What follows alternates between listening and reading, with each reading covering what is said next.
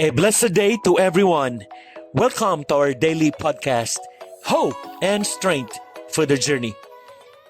Our scripture verse for today is found in the book of Ephesians chapter 3 verse 19 says, "And to know the love of Christ that surpasses knowledge, that you may be filled with all the fullness of God." Today, we stand before one of the greatest promises in scripture, Paul's prayer in Ephesians chapter 3 verse 19, where he asked that we may be filled with all the fullness of God.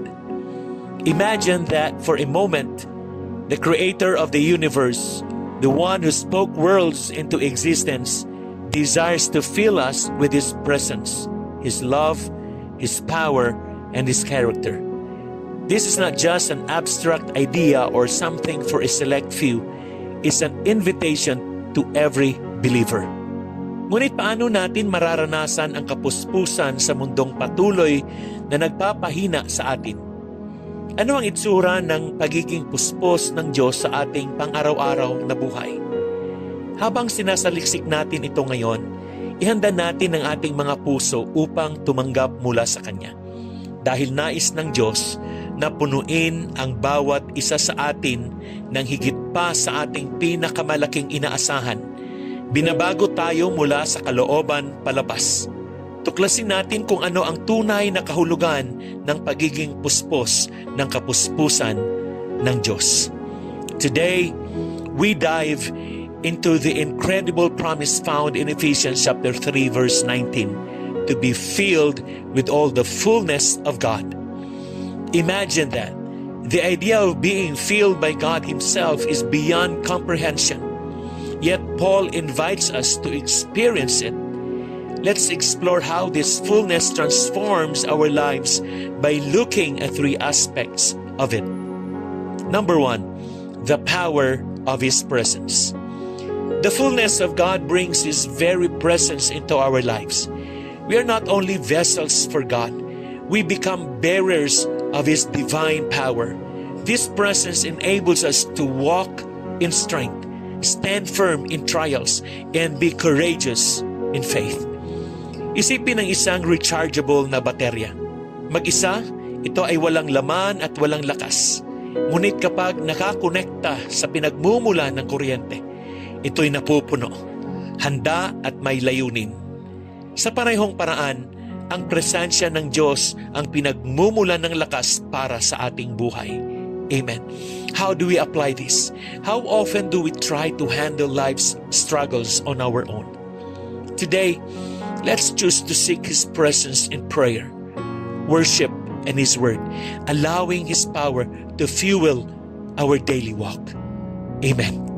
Number two, the purpose of His love. The fullness of God doesn't just empower us, it fills us with His love. This love is transformational, shaping our character, our relationships, and our view of others. Paul tells us that Christ's love surpasses all knowledge. It's the foundation of everything. Isipin ang isang baso ng tubig na umaapaw papunta sa iba pang mga baso. Kapag tayo ay puspos ng pag-ibig ng Diyos, umaapaw ito sa mga tao sa ating paligid. Tinatawag tayo hindi lamang upang tanggapin ang Kanyang pag-ibig, kundi upang ipamahagi ito sa iba. Isa na sa buhay ang habag, pagpapatawad at biyayang ipinakita niya sa atin. Amen. How do you apply this? Other people in your life who need to see God's love through you.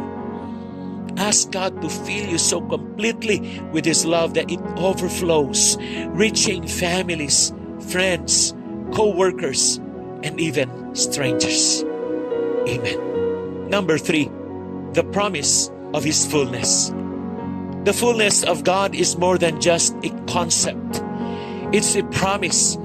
Paul assures us that God desires to fill us with His fullness. And this fullness means peace when we are troubled, joy when we are sorrowful, and hope when we are discouraged.